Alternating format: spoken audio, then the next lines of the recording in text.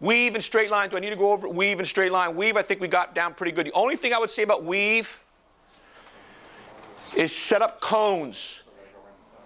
Does that make sense? You guys got a question about that one? On weave, I would put cones down the restraining lines and make them run outside the cones, so that the weave doesn't become a 10-yard space, right? You're going to start your guys. Restraining line, end line, Rydo line, end line, restraining line, end line, and they're going to end up down about here and be about 10 yards away from each other. Put cones down so that when I throw the ball, I have to run behind the guy I threw it to. I have to run all the way to a restraining line before I come back inside. I have to run around a cone before I come back inside. The weave gets to be about the width of this room at most. We want them far away. Want them far away from each other. And you want them to have to run. So this, again, a good end of practice, disguised running drill. Matt, you emphasize, so the ball starts with the guy behind the goal. Ball always has to start. In this drill, what hand are you telling him to throw the ball has to start with the guy in the middle. Do you care what hand he throws at? No. Here's the, as I was going to go straight lines. When you throw the ball, we used to always say you have to throw and catch with the stick upfield. So if I'm going this way, I'm always here. We are now allowing guys not to do that. But if they don't do that, they've got to turn their shoulders to do it. So if I'm going to throw the ball to Ryan, you know, the typical beat, stick's got to be upfield. We're now, especially defensemen, we're doing this with, not so much attack and middies. Attack and middies, I'm encouraging, put the stick in the front hand. Defensemen, no.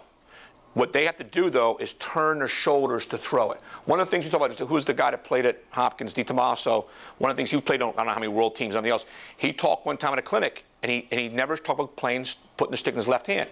And the person asked him afterwards, well, how come you don't do it? Because I've been playing lacrosse for a long time. I've never put the stick in my left hand. If you look at defensemen, they really don't do that very much. There are some guys that are offensive defensemen that do it, but most defensemen really don't change hands very much. So this is a drill where you might teach your defenseman, but if I'm going to throw the ball there, I can't throw like this. You've got to get them to turn their shoulders before they can throw that ball. Does that make sense? Straight lines, again, they'll get closer and closer and closer and closer. We typically, against shorties, this guy's right-handed, this guy's left-handed, this guy's changing hands. Keep the stick up front. Right? So if he's catching from this line, he's going to be left-handed. Throw it, change hands, catch righty, throw it, switch hands. So he's switching hands if he's a shorty. He's lefty, he's righty. So they go down the field, don't change lines. Come back, now change lines. He goes there, he goes there, he goes here. Go down the field, come back. Change lines, go down the field, come back. Now everybody's played every spot. Yep.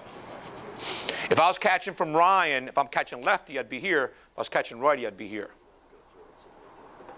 So I'm going to catch, I would do is catch lefty and throw it right away. Catch righty, throw it right away. So change hands after I throw. So my stick's always up front. If I'm a defenseman, I think they're going to turn, they could catch this way and throw that way, or catch this way and then throw that way. I don't think it matters. I think the more, I think to Tom's comment, shorties, we want the sticks up front of them. That's great, but there's times they're going to want to turn and throw. All right? You can get a lot of touches in here. One of the challenges with both weave and this drill is I would give them how many passes you expected to get done running from end line to end line. I expect to get 8 passes in. What they tend to do then is slow down. So when you give them that expectation, make sure they're still running really fast. All right?